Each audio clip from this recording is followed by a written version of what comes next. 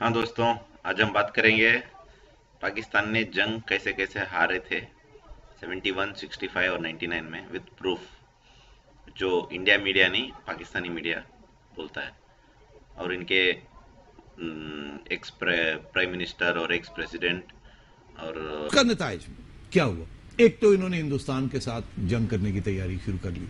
इनका ख्याल था कि हम अब जंग करके कश्मीर लेंगे, और 1965 का वॉर जो है उस तैयारी की कॉन्सिक्वेंस नंबर एक। नंबर दो चीजें उन्होंने की, और फिर 1965 में हिंदुस्तान के साथ वॉर खुद छेड़ी। अपने बंदे कश्मीर में भेज दिए। कश्मीरियों ने कहा ये कौन आ गए हैं, घुसपैठिए आ गए हैं। उन्होंने हिंदुस्तान को बता दिया कि पाकिस्तान के फौज के लोग आए हुए यहाँ, और हिंदुस्तान ने धमकी दी कि आप अगर नहीं ये करेंगे, रोकेंगे, तो हम हमला कर देंगे। इंडिया ने अटैक कर दी। जंग पूरी फुल फ्लैश शुरू हो गई, और फिर वो जंग हम हार गए। हमारा ये हिस्ट्री बुक्स में ये प्रोपेगेंडा वो जंग जीते कि हम वो जंग जीते। अगर जीते तो कश्मीर हमारा हिस्सा बन जाता।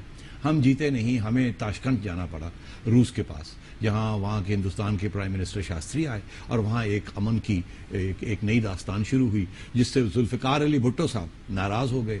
उन्होंने आके पाकिस्तान की आवाम को कहा कि हम ये जंग अयूब खान ने जंग हारा दी, शुरू और ये जंग अगर हमने वहां नहीं हारी थी तो ताशकंद में जाके घुटने टेक दिए, और घुटने टेक दिए। और वो दिन था, और दूसरा उसके बाद अयूब खान साहब की डाउनफॉल गिरनी शुरू हो गई, और फिर एक ऐसा वक्त आया कि भुट्टो साहब पॉपुलर होने शुरू हो गए। और किस बिना पे कि हम हिंदुस्तान के साथ 1000 साल जंग करेंगे। आप समझ रहे हैं? उन्होंने भी देखा कि ये एंटी इंडिया सेंटिमेंट के बगैर मुझे पावर भी नहीं मिलेगी, फौज भी मुझे नहीं एक्सेप्ट करेगी। नजम शेट्टी साहब, आप एक काम करो, ये आपके जो वॉइस प्लेड वेल है ना, आपकी पाकिस्तानी की कौम, उनको बताओ कि पाकिस्तान आइसोलेटेड है टेररिस्ट के लिए या नहीं है। थोड़ा बताओ ना सर इनको, प्लीज आई रिक्वेस्ट यू। कि आप जो बोलते रहते हैं ना कि कश्मीर ले लेंगे, कश्मीर ले लेंगे, कश्मीरी आपके साथ आने के लिए तैयार हैं या आप कश्मीर ले सकते हो? यार अब तक इतनी जंग करके आपने हासिल क्या किया इंडिया से? इख्तियार करके ट्राई करके देख लिए, नहीं कामयाब हो रही, और दिन ब दिन आपका और हिंदुस्तान का जो डिस्टेंस है वो बढ़ता जा रहा है। दुनिया ग्लोबली हिंदुस्तान की तरफ जा रही है, आप आइसोलेटेड होते जा रहे हैं। तो किस किस किस किस बेसिस के ऊपर आप कुछ लेने जाएंगे हिंदुस्तान से? तो ये आपको भी अपनी जो your own strengths and weaknesses you have to understand. तो आप सही कह रहे हैं, ये ना हो कि लेते लेते और देना पड़ जाए। आधा मुल्क तो चला गया ऑलरेडी। कश्मीर हम बनना नहीं चाहता पाकिस्तान का हिस्सा, अब पानी के ऊपर प्रॉब्लम शुरू हो गए। तो ये हमारी सक्सेसफुल फॉरेन पॉलिसी रही है या फेल्ड फॉरेन पॉलिसी रही है? ये सवाल हमें पूछने चाहिए।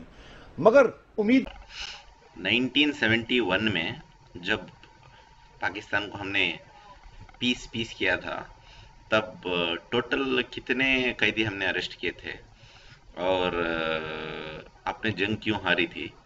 और तीसरी बात, हमने कितने किलोमीटर, मतलब कितने माइल्स हमने अक्वायर किया था, और कितनी आपकी पॉपुलेशन को मुल्क छोड़ना पड़ा था? ये थोड़ा बताइए मिस्टर जुल्फ़िकार अली भुट्टो साहब, प्लीज़ आई रिक्वेस्ट यू।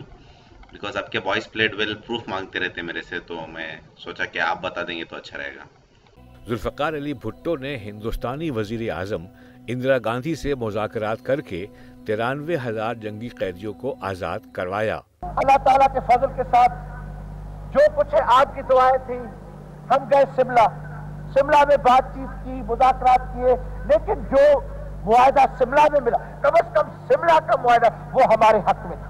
कैसे भी हमने बात की, क्या भी लेकिन आए तो ऐसे लोग थे जिन्होंने कहा नहीं, हम नहीं मंजूर करते।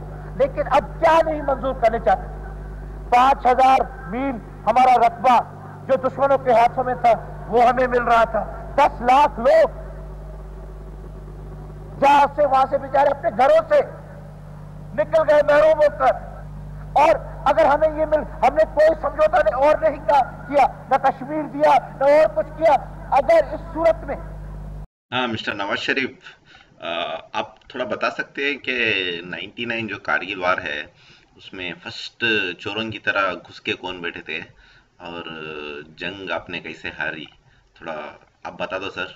आप अभी पाकिस्तान के प्राइम मिनिस्टर हो, तो आप बताएंगे तो शायद वॉइस प्लेट वेल समझ जाएंगे, प्लीज।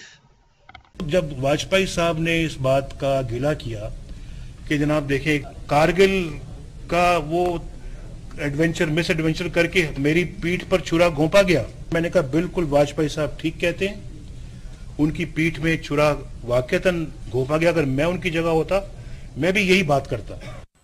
ابھی مسٹر پرویز مشرف جوکر جو مطلب اپنے لیے کچھ بھی کر سکتے ہو، بے نظیر بھٹو کو مار سکتے ہو، جو بھی کرتے ہو، اب میرے کو یہ بتاؤ، یہ جو بڑے بڑے ٹیررسٹ ہیں نا، طالبان، القاعدہ، جو بھی ہے نا، ان کو مطلب پاکستان سپورٹ کر رہا ہے یا نہیں، یا یہ لوگ آپ لوگ ان کو کیا مانتے ہیں، ہیرو مانتے ہیں، ویلن مانتے ہیں؟ تھوڑا بتاؤ سر.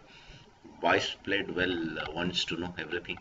میں جواب کہ حافظ سعید ہاؤس ریسٹ ہے، ذکی الرحمان لکھوی آن بیل ہیں، he is one hearing away from going back to jail, ٹھیک ہے؟ اور ہم ادھر کنفیوزڈ ہیں کہ یار یہ بندہ کلیئرلی بتایا نا ہمیں، فارمر پریزیڈنٹ ہیں، کہ یار بچوں یہ بندہ فریڈم فائٹر ہے یا نہیں ہے، کچھ اور چیز ہے. میں تھوڑا سا مجھے 2-3 منٹ دو رہا ہوں.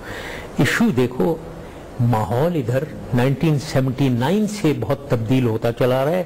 ایک ریلیجس ملیٹنسی ہم نے پاکستان کے حق میں یہاں انٹروڈیوس کی سوویٹس کو نکالنے کے لیے. ٹھیک ہے، ہم مجاہدین لائے پوری دنیا سے، ہم نے طالبان کو ٹرین کیا، انہیں ویپنز دیے، ان کو اندر بھیجا، وہ ہمارے ہیرو تھے. ٹھیک ہے، یہ جو حقانی ہے ہیرو ہے ہمارا جی، ٹھیک ہے، ٹیز کا ہیرو ہے، بالکل. اسامہ بن لادن ہمارا ہیرو تھا، CIA کا بھی تھا شاید. یس، یہ ظواہری ہمارا ہیرو تھا. تو ماحول الگ تھا. اب ماحول بھائی اور کچھ بچا ہے کیا بولنے کے لیے؟